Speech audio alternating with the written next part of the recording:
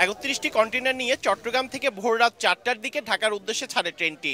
Sagarika stadium সংলগ্ন rail gate এলাকায় সংঘর্ষ হয় একটি ট্রাকের সঙ্গে। এ সময় রেলগেটে থাকা এক ব্যক্তি দুর্ঘটনা কবলিত ট্রাকের চালের নিচে চাপা পড়েন। তাকে উদ্ধার করে চট্টগ্রাম মেডিকেলে নেওয়া হলে চিকিৎসক মৃত ঘোষণা করেন। এখানে গেট ফালানো হয় নাই, আমি ক্লিয়ার দেখছি, দুইজন লোক ওরা, দুজন ড্রাইভার। আমার বাইক নিয়ে ব্রিজ রেললাইন পারে চলে গেছি। এর ভিতরে গেট পড়তে ট্রাক আর রেললাইন দুটোটা একসাথে। ঘটনাস্থলে গেট ব্যারিয়ার ভাঙা অবস্থায় দেখা গেছে। গেটম্যানের দাবি গেট ব্যারিয়ার ফেলা হয়েছিল। যদিও অভিযোগ উঠেছে নিহত ব্যক্তি এলাকার নিরাপত্তা রক্ষী, তাকে দায়িত্বে রেখে গিয়েছিলেন গেটম্যান। রেলটা আসতেছিল, উনি গেট ফালাইছে, আমিও বাইরেছি, বাইরে আমি দেখতেছি উনি ফালাইছে, আমি ওই পাশে চলে গেছি।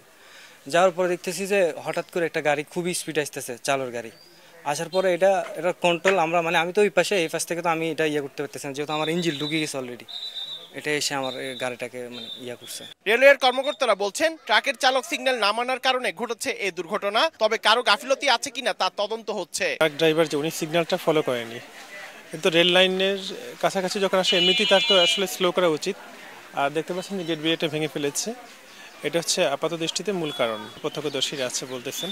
তারপরে পুরোপুরি তদন্তের পরে এটা আমরা একদম চূড়ান্তভাবে রিপোর্টে এটা উল্লেখ করব। এ ঘটনায় 4 সদস্যের তদন্ত কমিটি গঠন করেছে রেলওয়ে। পার্থপ্রতিম বিশ্বাস, সময় সংবাদ, চট্টগ্রাম।